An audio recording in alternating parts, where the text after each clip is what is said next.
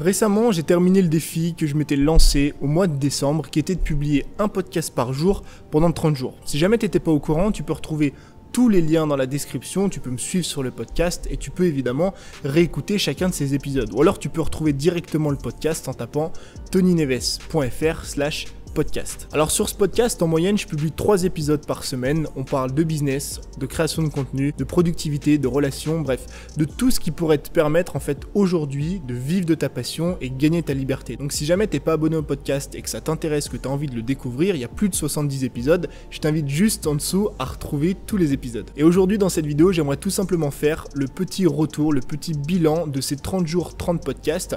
On va parler de pourquoi est-ce que j'ai lancé ce podcast, on va parler des statistiques que j'ai eues, le nombre d'écoutes moyen, le nombre de fois on a écouté un podcast plusieurs fois. Tu verras que certaines personnes sur le podcast écoutent plusieurs fois un même épisode, et surtout je vais t'expliquer ce que ça m'a appris personnellement de publier un contenu par jour pendant 30 jours, parce que tu le sais pertinemment si tu me suis, je suis un grand adepte du contenu quotidien. La première chose dont j'aimerais te parler, c'est pourquoi est-ce que j'ai lancé ce podcast. Il y a 3 raisons. La première raison, c'est tout simplement que le podcast et plus généralement l'audio, c'est un type de contenu dont je suis réellement fan. L'avantage que je t'ai déjà énuméré plein de fois de l'audio et du podcast, c'est tout simplement que tu peux faire 2 choses en même temps. Tu peux écouter un podcast pendant que tu manges, tu peux écouter un podcast pendant que tu fais la vaisselle, tu peux écouter un podcast pendant que tu t'entraînes, pendant que tu marches, tu peux même, si tu as envie de le faire, écouter un podcast aux toilettes. Et cet avantage énorme en fait, d'à la fois apprendre des personnes qui te suivent, des personnes qui t'inspirent, à la fois de consommer de la valeur et en même temps de faire quelque chose d'utile et pratique au quotidien, je trouve ça vraiment énorme. La deuxième raison, c'est que j'ai cherché pendant longtemps une plateforme sur laquelle je pouvais créer sans me soucier du reste, dans laquelle j'avais pas à me soucier du décor,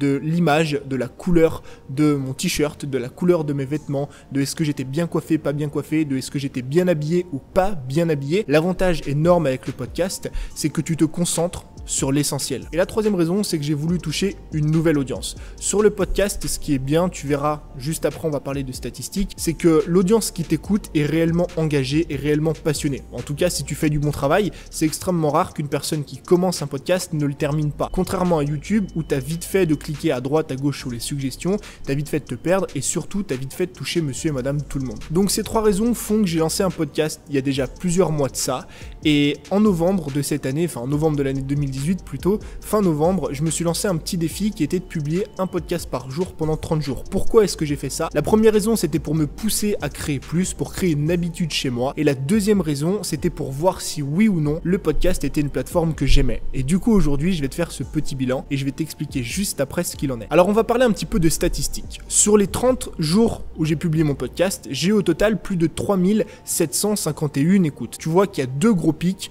Le premier pic, c'est en raison en fait des fêtes de fin d'année. C'est un pic qui a eu lieu le 26 décembre. Donc en fait, les gens n'ont pas écouté mon podcast le 23, 24, 25 et sont tous revenus le 26. Et le deuxième pic, c'est tout simplement un pic qui a eu lieu à la fin de mon défi. Tout simplement, je pense, parce que les gens en fait avaient envie d'écouter le dernier épisode de ce fameux défi-là. Ce qui fait en moyenne sur les 30 jours 125 écoutes par épisode. Et tu vois même en fait dans les statistiques Apple Podcast que plusieurs épisodes ont été écoutés plusieurs fois. Alors je suis pas allé chercher toutes les statistiques de toutes les plateformes parce que comme tu dois le savoir si tu es adepte des podcasts, les podcasts ça se publie sur toutes les plateformes possibles et j'imagine qu'il y a à chaque fois des chiffres à aller chercher, mais j'ai pas voulu aller creuser. Ce qui compte, c'est de savoir en fait combien de personnes me suivent au quotidien. Et à regarder les statistiques de ce mois de décembre, en moyenne comme je t'ai dit, j'ai 125 personnes qui m'écoutaient tous les jours. Ça va paraître extrêmement peu pour ceux qui sont sur YouTube, mais je te garantis qu'en termes de qualité d'audience, 125 personnes au quotidien sur un podcast, c'est quelque chose d'absolument énorme. Et si tu regardes mes 12 derniers épisodes du podcast, j'ai un taux de rétention de 110%, ce qui veut dire qu'en moyenne, les gens écoutent toujours plus d'une fois le podcast. Certaines personnes vont l'écouter une fois, d'autres 2, d'autres 3 et certains même 4 fois. Par rapport à YouTube par exemple, si je prends mes chiffres sur une année ou mes chiffres sur toutes mes vidéos, en moyenne, les gens restent 30% de la vidéo. Alors évidemment, ça peut varier en fonction d'énormément de choses, mais ça montre bien à quel point il y a une différence énorme en termes de qualité d'audience sur YouTube et sur le podcast. Pourquoi? Parce que sur YouTube, tu as énormément de distractions, surtout sur smartphone. Tu peux regarder 2 statistiques énormes. la différence entre le taux de rétention sur mobile et le taux de rétention sur ordinateur. Pourquoi est-ce qu'il est plus bas sur mobile? Tout simplement parce que tu as toutes les distractions. À chaque fois qu'une personne regarde une de tes vidéos sur YouTube, tu dois te battre avec les vidéos qui sont mises en concurrence, tu dois te battre avec les messages, avec les notifications Facebook ou Instagram que la personne reçoit sur son téléphone. Alors que quand une personne écoute ton podcast, elle met ses écouteurs et c'est terminé. Il n'y a aucune distraction parce que tout se passe dans les oreilles. Donc en termes de statistiques, je suis extrêmement content des résultats que j'ai eus. Alors évidemment, le but ce serait d'augmenter cette moyenne d'écoute par épisode, mais ça on verra sur le long terme. Déjà, si tu regardes cette vidéo et que tu vas t'abonner juste en dessous au podcast, pourquoi pas arriver aux 130, 150, voire 200 écoutes en moyenne par épisode. Maintenant, j'aimerais te parler un petit peu plus de la création de contenu quotidienne. Qu'est-ce que ce défi-là en fait m'a apporté personnellement? La première chose, c'est que ça m'a permis de créer plus facilement. Je suis une personne qui, de manière naturelle, cherche toujours à faire mieux. Je cherche toujours à progresser au quotidien, je cherche toujours à m'améliorer. Et la meilleure façon de le faire, comme je te le répète, jour après jour après jour après jour, c'est tout simplement de refaire les choses. Plus tu répètes une chose, plus tu répètes une action, plus tu répètes un mouvement, plus tu répètes un contenu, jour après jour, semaine après semaine, mois après mois, année après année, forcément plus tu excelles là-dedans et plus ça devient facile de créer. Et donc faire ce défi-là en matière de création, ça m'a beaucoup apporté parce que ça m'a permis de créer du contenu et qui plus est des podcasts beaucoup plus facilement. La deuxième chose, c'est que ça a créé chez moi une habitude de création de contenu. Donc en l'occurrence, une habitude de création de podcast. Maintenant, tu dois le savoir, je suis un accro des habitudes. C'est simple, le matin, je me lève, je prends mon petit déjeuner, je fais du café, je lis un petit peu mon bouquin, je médite, je me mets à écrire ma prochaine vidéo ou tourner mon prochain podcast et ensuite je vais m'entraîner. Ça, c'est la routine que j'ai quasiment tous les matins. Pourquoi est-ce que cette routine est extrêmement puissante et à la fois extrêmement importante pour moi? Parce que ça me permet, quand je rentre de l'entraînement le midi, de quasiment avoir fini ma journée. Pourquoi? Parce que j'ai fait les choses les plus importantes. J'ai appris, j'ai pris soin de ma santé, j'ai travaillé sur mon business, j'ai créé un contenu,